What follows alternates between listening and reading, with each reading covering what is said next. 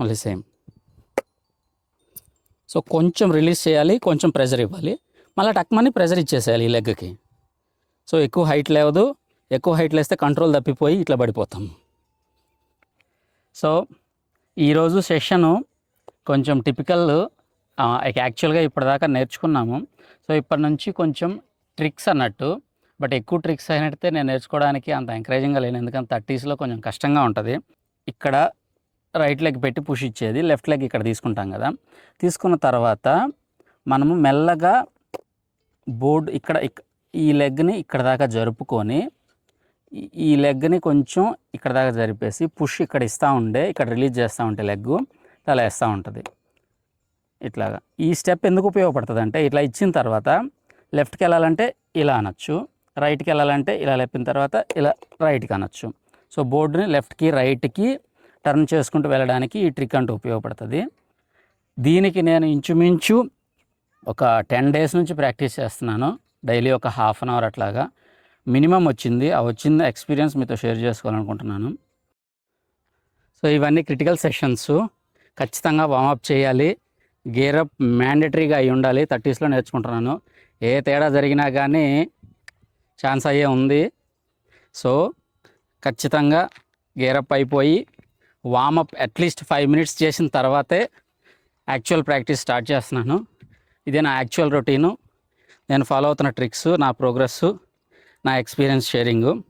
So ముందు చెప్పినట్టు skate board నేను డోర్ మ్యాట్ వాడుతున్నాను, ఆల్రెడీ కొన్ని రోజుల నుంచి ప్రాక్టీస్ చేస్తున్నాను. సో ఇక స్టార్ట్ చేస్తాను నా ఎక్స్పీరియన్స్ షేర్ చేయడం. సో ఫస్ట్ బేసిక్ స్టెప్ దీంట్లో ఖచ్చితంగా మనము బోర్డు మీదకి మనము లెగ్స్ ఒకేసారి ఎక్కడము దిగడము, ఇది మ్యాండేటరీ స్టెప్ ఈ సెషన్కి. ఎక్కడము, ముందుకి వెనక్కి పుష్ చేయడము, ఇది బ్యాలెన్స్ రావడము మ్యాండేటరీ అని ఇది నేర్చుకోవడానికి. ఇది రాకపోతే ఈ సెషన్ దాకా రాలేను. సో బోర్డు ఎక్కిన తర్వాత లెగ్స్ ఎలాగ ప్రాపర్గా షిఫ్టింగ్ అనేది చూస్తాను.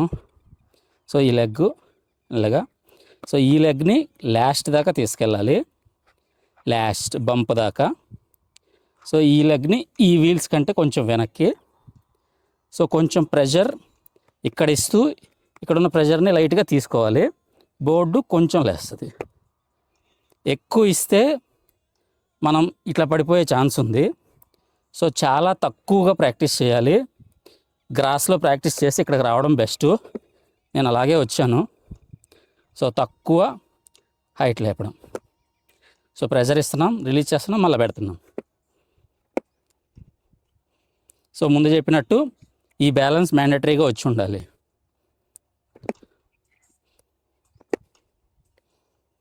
సో ఫోకస్ మొత్తం బోర్డు మీద ఉండాలి, ఛాన్స్ అస్సలు తీసుకోకూడదు, నీస్ బెండ్ చేసి ఉండాలి. సో కొంచెం హైట్ మళ్ళీ దిగాలి. ఈ సెషన్ 10 days నుంచి నేర్చుకుంటున్నాను. చాలా ఇదిగా ఉంటుంది, నడుము నొప్పులు వస్తాయి, మోకాలు నొప్పులు వస్తాయి, ఒక్క రోజులో నేర్చుకునేది కాదు. సో మళ్ళీ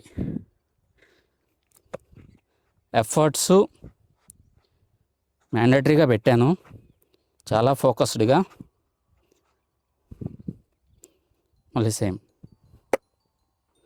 సో కొంచెం రిలీజ్ చేయాలి, కొంచెం ప్రెజర్ ఇవ్వాలి, మళ్ళీ టక్మని ప్రెజర్ ఇచ్చేసేయాలి ఈ లెగ్కి.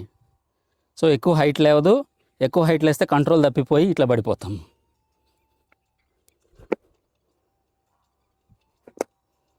సో తీస్తున్నాను, పెడుతున్నాను. సో సేమ్ మళ్ళీ దిగడం, బోట్ దిగడం ఎక్కడం ఎక్కువ వచ్చి ఉండాలి. ఎక్కిన తర్వాత లెఫ్ట్ రైట్ ఈ బ్యాలెన్స్ ఖచ్చితంగా వచ్చి ఉండాలి.